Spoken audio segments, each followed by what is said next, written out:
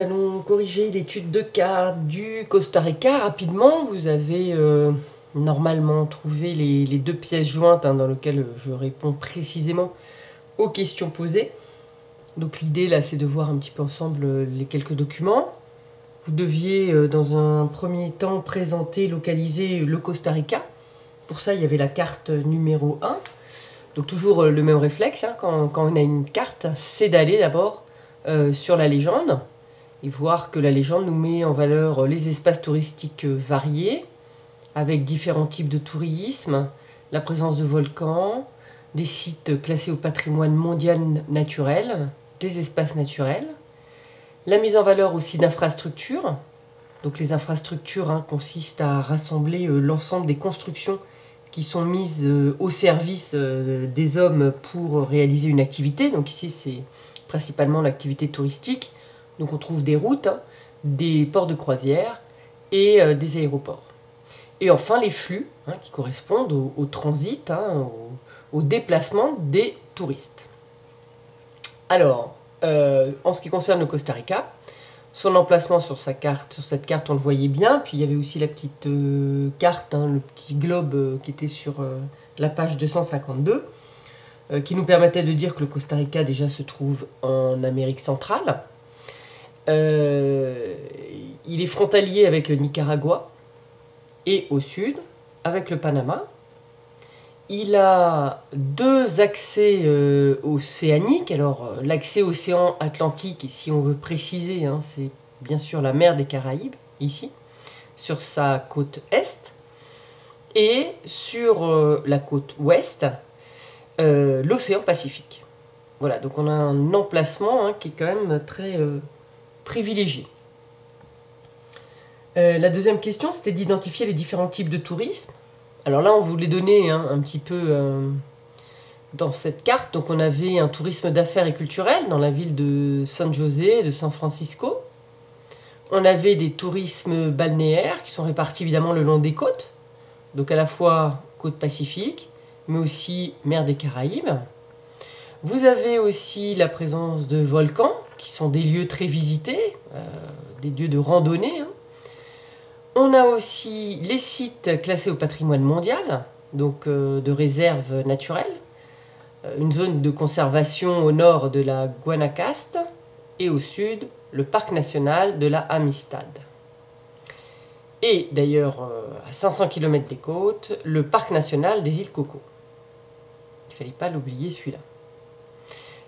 Donc un tourisme vert, ce qu'on va appeler l'écotourisme, un tourisme balnéaire, qui est présent ici, et un tourisme d'affaires et tourisme culturel, musées, monuments, etc. La question 3 concernait principalement la photographie. La voilà.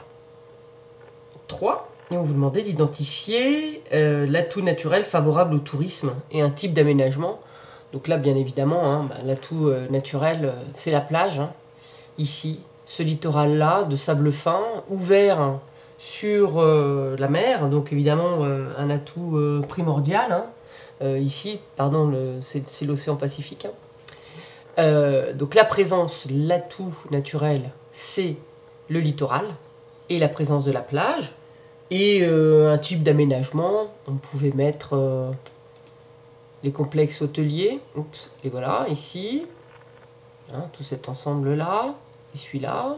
On pouvait aussi, sinon, je vais l'enlever, mettre en évidence les voies d'accès.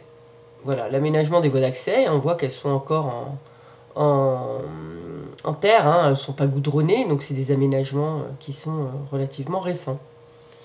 Voilà pour la question 3. Et puis pour la question 4, il fallait expliquer pourquoi le Costa Rica est la première destination touristique d'Amérique latine. Pour ça, vous pouviez utiliser les chiffres, je ne sais pas si je les ai sur ce format, voilà, les chiffres qui étaient là, qui étaient intéressants, qui vous montraient quand même que le tourisme est la première source de revenus du pays, 5% du PIB, que 26% de la population active travaille dans le tourisme. Donc c'est deux chiffres qui sont quand même évidemment très importants. Celui qu'on pouvait utiliser pour la question 4, c'était aussi celui-là, 25% du territoire est protégé. est constitué de parcs protégés. Donc, ce qui favorise évidemment le développement du tourisme, de l'écotourisme. Voilà, et puis reprendre évidemment ce que vous aviez vu dans les documents précédents pour préciser un petit peu, comme ici, hein, le trek qui permet de passer d'un océan à l'autre, avec la randonnée, la mise en valeur hein, des randonnées. Voilà, donc ça c'était pour la première partie. Quand vous ferez votre brochure, il sera important de reprendre tous ces éléments, ces types de tourisme qui peuvent attirer évidemment les gens, puisqu'on trouve pas simplement du tourisme balnéaire, mais du tourisme culturel, de l'écotourisme. Donc les gens qui vont au Costa Rica peuvent varier un petit peu les sortes d'activités.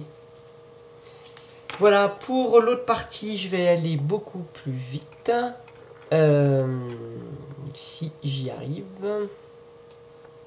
Hop, il faut que je décale du coup par là. Et il fallait montrer les conséquences du développement du tourisme international sur le territoire du Costa Rica. Donc là, c'était à vous hein, d'aller chercher dans les textes et les images les différentes conséquences. On peut avoir, par exemple ici, hein, l'idée de dire que le développement, c'est un peu long à charger, hein, le développement de l'écotourisme a pu permettre de développer le tourisme responsable. Voilà, ici, hein, un tourisme qui était ciblé éco-responsable.